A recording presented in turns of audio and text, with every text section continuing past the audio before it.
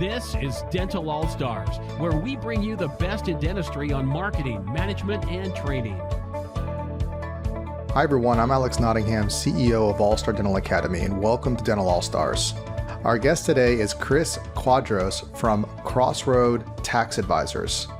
Crossroads Tax Advisors is dedicated to helping dental professionals identify and achieve their financial and business goals with modern accounting solutions. They provide real-time accounting using the latest business accounting technology, and they believe in being proactive and strong on communication to be a valuable partner on your team. And what's great is Chris will be joining us at the All-Star Practice Growth Summit on May 19th and 20th in South Florida to discuss this topic. Please welcome Chris. Thanks, Alex. I appreciate Great you having to have us. you. Oh, it's wonderful. And let's get kind of a little bit of a background about Crossroads. So you're telling me in the green room here, you're the founder, CEO of, or lead accountant over at Crossroads. Yes. Tell me a little bit about your company. How did you begin and how did you end up in dental? Yes, great question. And so we kind of just fell into the dental industry. I actually got invited to a dental networking event. And so just started talking to vendors and dentists and kind of learned that dentists are good folks and they just need help because you don't get business courses in dental school. You learn to become a good clinician, not necessarily run a $1 million, $2 million business, so to speak. And so we worked to try to just find a solution where we could make it easier on the practice owners, and they could just focus on being a dentist and not worry about the April 15th surprises all the time. And so how can we use modern technology in order to make that process easier, where we can get the accounting information, which leads to good tax advice, which leads to good financial planning opportunities. And what we learned over the course of just the evolution of Crossroads is that this helps everybody on your team. And that really is a key to your success as a dental practice owner, is that you just be a good dentist. You focus on good patient experience, building your team culture so that everything is firing on all cylinders in the practice. And behind the scenes, we're taking care of the accounting and the tax process and working with your financial team. Does that make sense? It does make sense. And so Crossroads, was it always designed for dental or it evolved?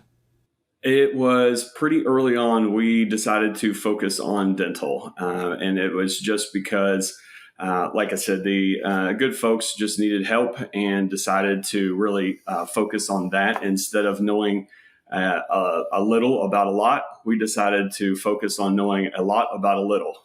Specialize. Sure. Right.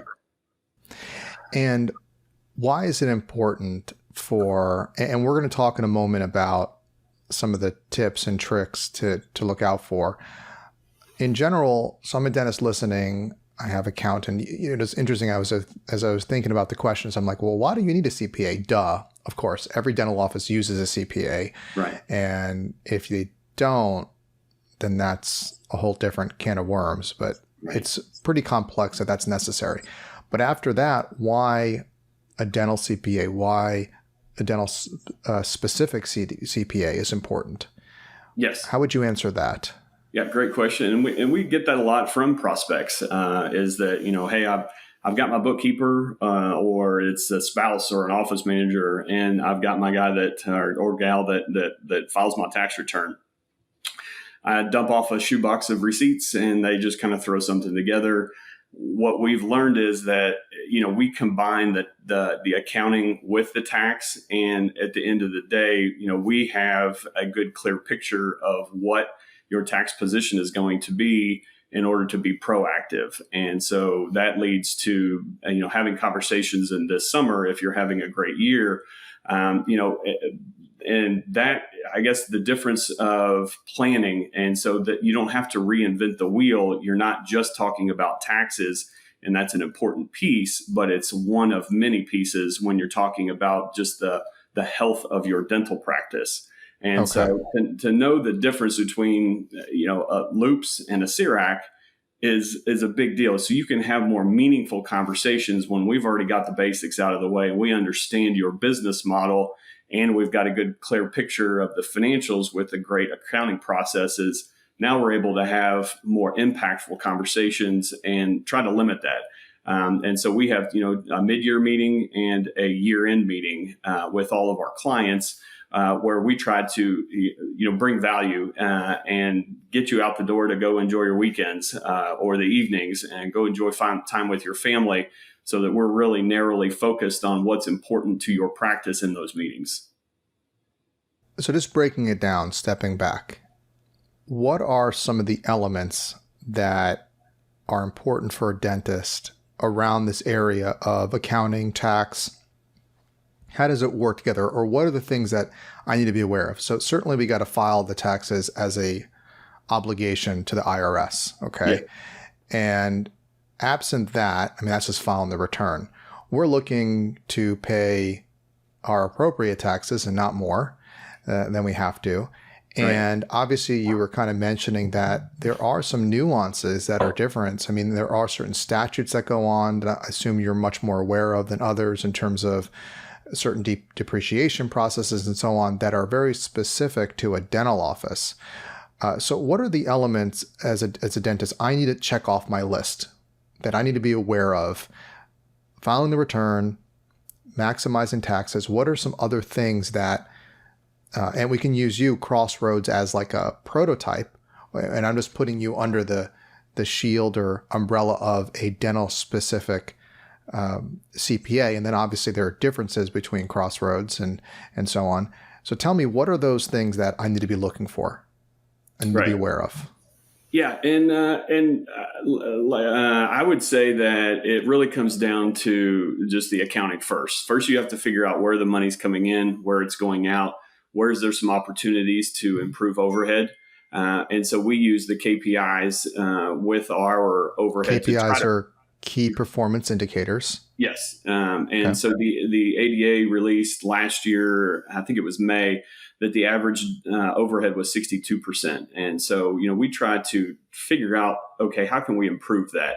And we have some that are, at 50%, which is fantastic. But first you have to, just like that x-ray of a tooth, you have to figure out where the money's going out in order to diagnose where is there room for improvement. And then that's where, being dental specific too, is that we collect the day sheets each month from dental practices so that we can monitor, okay, your hygienists are producing this, and we can easily tell because we have access to the payroll, you're paying them this. And so is that a profitable hygiene department? But then that also leads to these conversations. If it's not, is it time to bring in a hygiene coach or somebody, a specialist, even in that regards, to just help improve the overall health of the practice?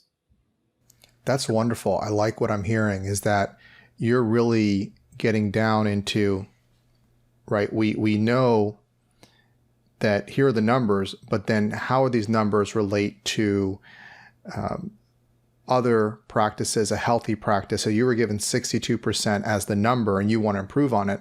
Now, let me ask you, when as a dentist, if I'm getting my reports from you, I'm getting a percentage of revenue or expenses. You break that down for me so I know I'm hitting those targets, correct? Yes. And they're in our chart of accounts, though. So the description, the employee expenses, and we lump all of the expenses. And then what's the total? Well, hopefully it's Wonderful. Ranging anywhere from 25 to 29%. Everybody's got their opinion. Some, it could be up to 32, especially in this job market. It depends on the area of the nation that you're in. But the KPIs are there, and we're just, trying to help decipher what's important to you. And translate how can you improve that? How can we make this better? Which is ultimately going to make your practice more profitable, which is going to lead to better tax planning. How can we try to mitigate that taxes? Or, if you're saving up for a new location, everybody's goals are different, but at least if we can educate you on where you are and where you're heading, at least for the year, and if you are going to have a tax increase, well, let's put in saving mechanisms in this summer so that you can save each month. So that next April or March or whenever you're going to pay, that it's not a scramble mode that I need to come up with $30,000 now. It's already planned. We've set aside money. It's just less stressful at the end of the day. I like that in your title you say advisors, not just producing the documents, because as I'm hearing these things, and it's really good to use these scenarios, is you're able to look at the numbers and make decisions. One of my degrees is a law degree and the other is an MBA. And in my business training, I was very strong in accounting. And I was actually recommended to go into a master's of accounting and so on, but I didn't do that. I just did the general MBA and the law degree. But I really enjoyed accounting, and accounting is the language of business. Sometimes it's discussed as such, right, that it's not just the end result of getting a tax return, or even let me have a guy. I know a guy, and he's going to get me a lot of savings on taxes. For dentists listening here, what I like to impress upon you is my goal is to help you become better business people.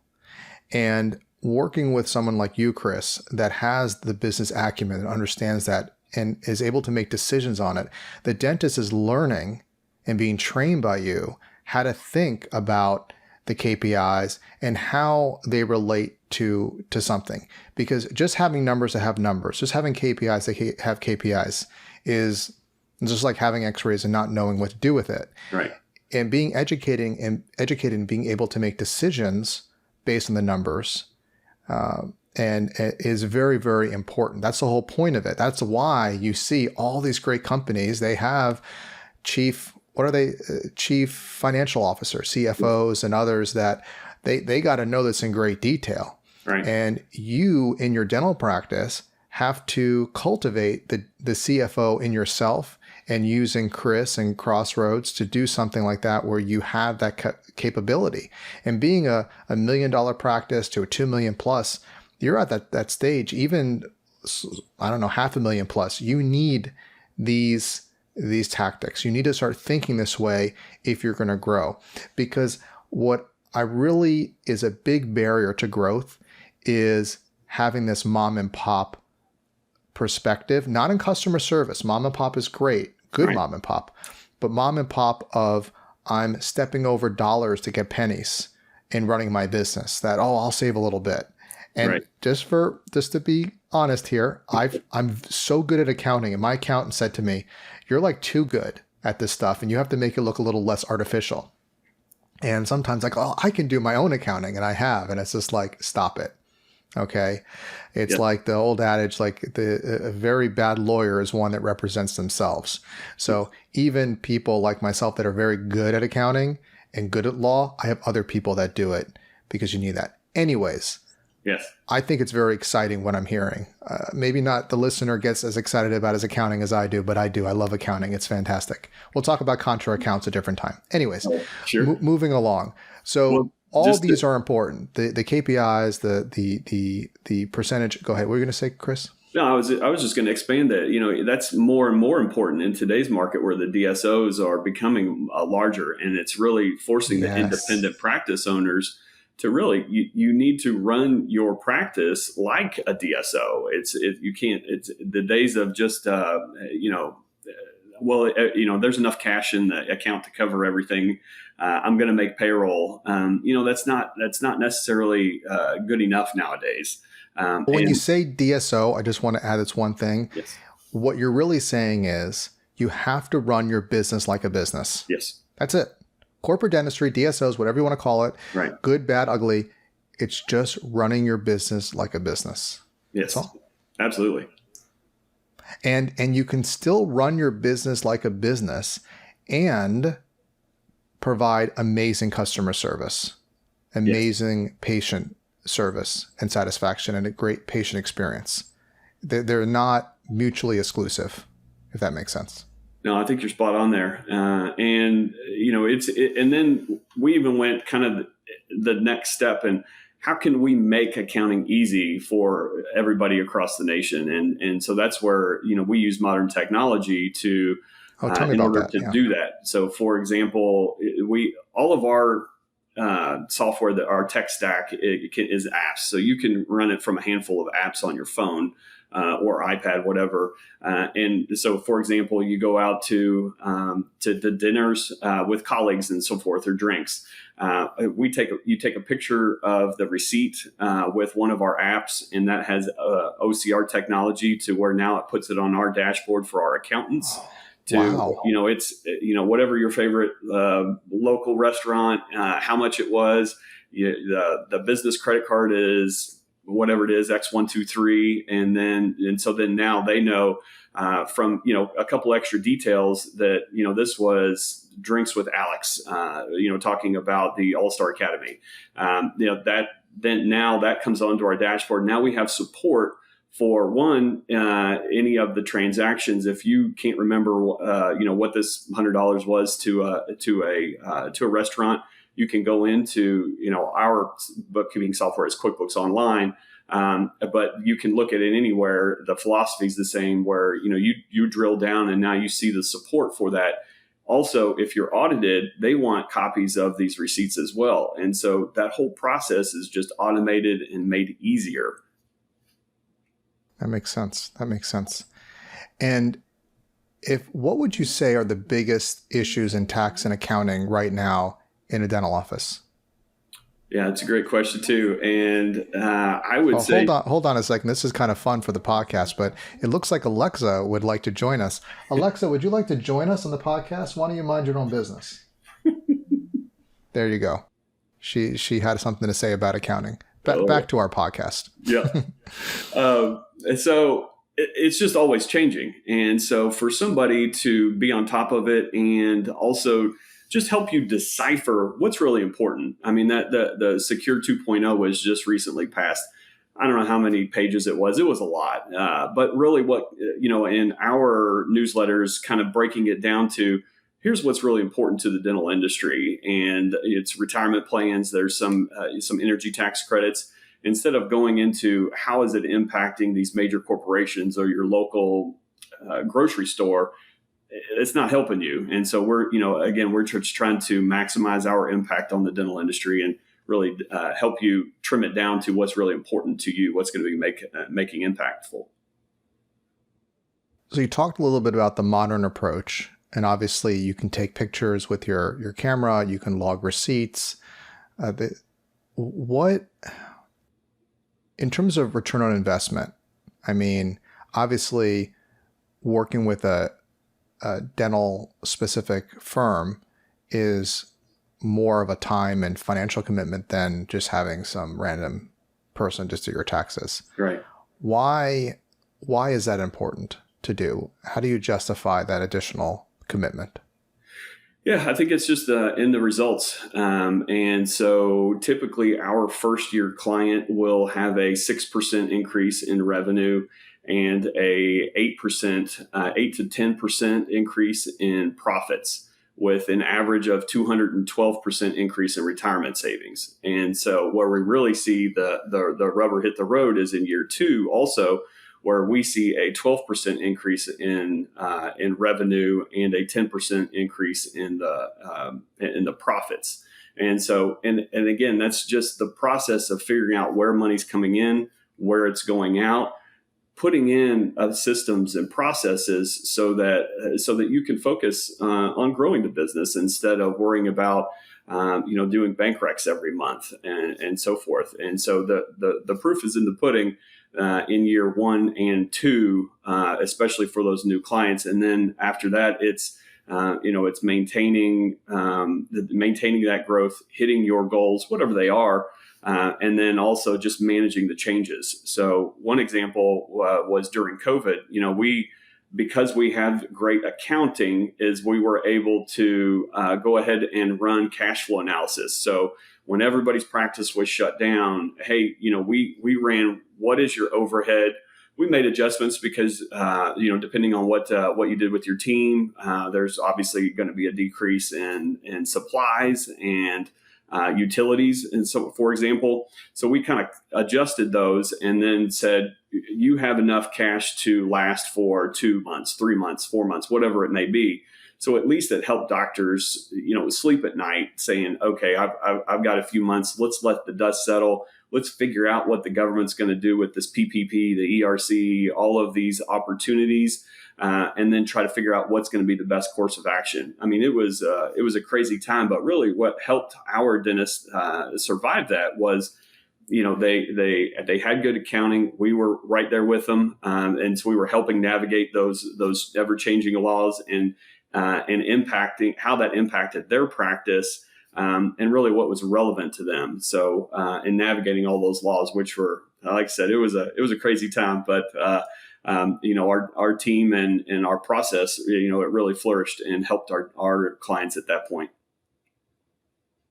There's something special just about having advisors and making good business decisions, because every decision, success is really a culmination of multiple decisions. And the better decisions you can make, the better off you're going to be. Yes. And I'm also, obviously, my bio being a Tony Robbins coach. I was a top coach for him for several years. His big thing is about modeling the best. And that's what you guys do. You see the best in business, in dentistry, and this is where you have to be. And here's how we're going to get there. And that's why coaching and consulting is so important. One of our lifelong All-Star Dental Academy members, great endodontist, and he is all about, listen, my quickest way to success has been through coaching, where I can learn, who can give me that information. Right. Because if you're a serious dentist, you're doing a lot of dentistry, and that's where you need to be. Right. And leading your team.